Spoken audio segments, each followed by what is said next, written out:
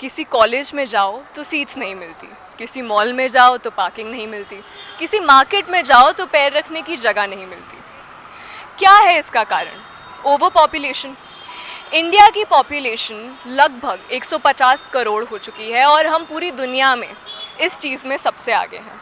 China ने 1979 में one child policy लाकर उस चीज़ को कंट्रोल किया था, अपनी ओवर पॉपुलेशन को कंट्रोल किया था।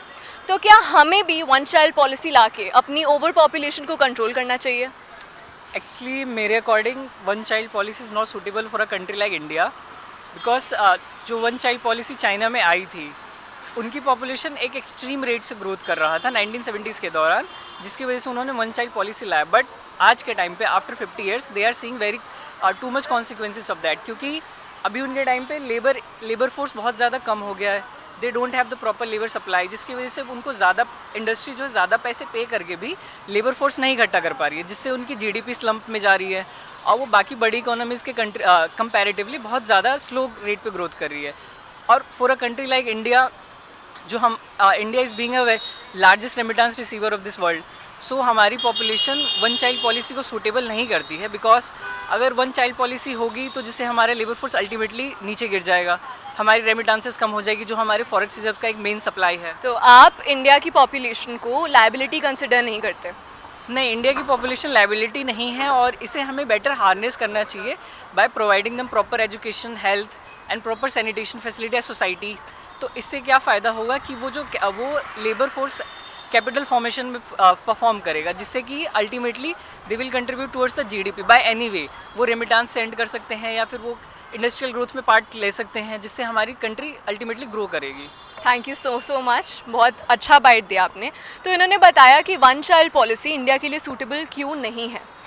पर जो स्टेट्स हैं हमारे, केरला हो गया या साउथ के कुछ स्टेट्स हैं, वहाँ पर लोगों में अवेयरनेस है, वो 2 बच्चे कर रहे हैं। पर कुछ स्टेट्स हैं जैसे यूपी, बिहार, जहाँ का बर्थ रेट बहुत ज़्यादा है, एक घर से 5-5, 6-6 बच्चे आ रहे हैं।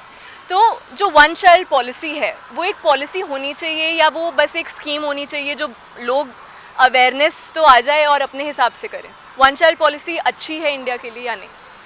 इंडिया के लिए अभी तो वन चाइल्ड पॉलिसी सही रहेगी, क्योंकि एज अ स्कीम लोग उसको मानते नहीं हैं और अगर हम कैंपेन भी चलाते हैं तो लोग इतने अवेयर होते नहीं हैं, क्योंकि हमारी जो पॉपुलेशन है इतनी ज़्यादा एजुकेटेड नहीं है अभी। तो वन चाइल्ड पॉलिसी हमारे लिए अच्छी है, क्योंकि हमारा जो वर्क फोर्स है और जो लेबर है हमारे काफ़ी यूथ है। तो अगर एज अ टाइम देखते हैं फॉर द टाइम पीरियड, तो हमारे जीडीपी में ग्रोथ में कोई दिक्कत नहीं आएगी, क्योंकि जब चाइना ने इम्प्लीमेंट किया था तब उसकी जीडीपी बहुत कम थी और अगर अभी हम देख रहे हैं पॉलिसी के बाद तो उसकी जीडीपी बूम हुई है। तो आई डोंट थिंक कि जीडीपी में कोई दिक्कत आएगी।